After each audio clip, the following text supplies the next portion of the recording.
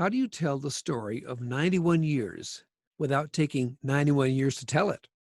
Well, you have to leave out a whole bunch of details and skip a lot of pictures. So here's a few highlights, and at the risk, I will leave something out that's important. Let me tell you the story of Herb Reinhardt. He was born in Didsbury into a German immigrant family on February 18th, 1929.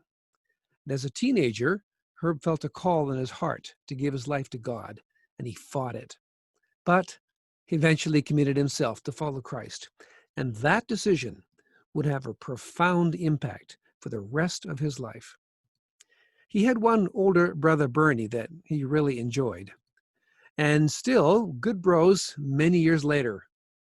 But as good as bros are, they just don't fill every man's need. He met Evelyn Slater at Cascade College in Portland, Oregon. And her first thought on seeing Herb was, he sure likes to talk. And what a funny accent. Turned out it was a Canadian-German accent. They were married June 12th, 1953. Now, Herb had a call to be a missionary, so it wasn't too many years later that he packed up his young family and headed to India for 22 years of very fruitful ministry.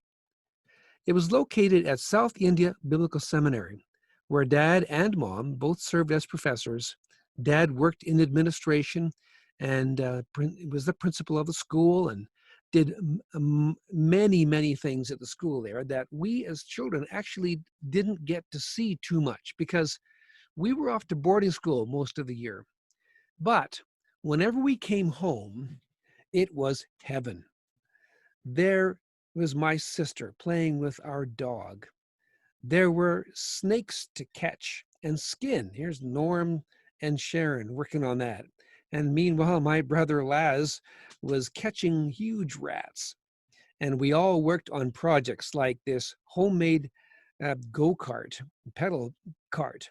And then all of us worked on projects like this 1910 Austin, which was sort of the highlight of the whole series of projects. Now, Dad was a very practical person, and he passed on his practical skills to me, which I have enjoyed and used all the rest of my life. And years later, we're still enjoying our dad. He has been a source of joy and pleasure to us all. And he had his musical skills that we learned to play our musical instruments from. And then as we got older, grandkids came along as we got married, and grandchildren began to arrive, and we were fully into this busy time of life. But then something difficult happened. It was a terrible shock in December of 1992 when we lost Evelyn to cancer. It rocked our whole family, but especially Dad. And 4 years later, it was so obvious that he really needed a life companion. And that's when friends thought of someone that would fit him well. And Krista Mrazek came into the scene. And on May 24, 1997, I married my father to my new stepmother. And that began a whole new chapter in our family. Here's my family with Dad and Krista. And what we discovered about Krista was that she grew up in South Africa. So, of course, Dad had to go see. And so began a season of international travel, seeing the beautiful South Africa. That was fascinating. No wonder Krista talks so much about it. And Dad enjoyed this whole new chapter of travel. He also enjoyed a new son and daughter-in-law and instant grandchildren.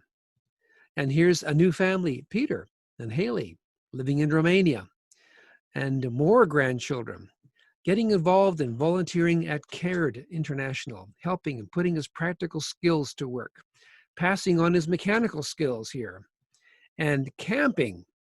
And of course, Krista was getting her hugs in too. Well, then there came an opportunity to preach at an East Indian church in Edmonton. And it was there that he met a young, vibrant pastor, Anison Samuel. And Dad's call to India reignited. In fact, this was a dramatic moment for him when he heard God say, "Go help that young man." And so began 15 years of ministry with Zion Apostolic Ministries International. Now, Dad had never been immersed in baptism. He'd been sprinkled in infant baptism by his parents, but now he wanted to make his own believer's baptism, and it was Pastor Anissa that baptized him. And Dad enjoyed years of good teaching at the church, fellowship times, and the years went on, and he began to slow a little bit, and yet he needed some help moving around, but the love of the Zami church was beautiful and strong. And Dad was a pastor right up until the very end. Now, it was in February of 2019 that Dad's had his 90th birthday, and we organized a Reinhardt reunion and celebration. And it was a great time for us 4 Reinhardt children to be able to celebrate 90 years with Dad. And here's the whole gathering of the Reinhardt and Mrazek families as we celebrated 90 years. Now, it was just over a year later that Dad passed away. 23 years of ministry together with Krista came to an end. And I was with him June 3rd, and when in the night he was asleep and then woke up in heaven. And I can say truly, a life well lived to the glory of God, a father that I can respect, and in whose footsteps I have followed into ministry myself. And I too hope that one day someone will say that I too had a life that was well lived. And to that end, we dedicate ourselves afresh to God and to his ways and to his life at this time of celebrating the life of our Dad.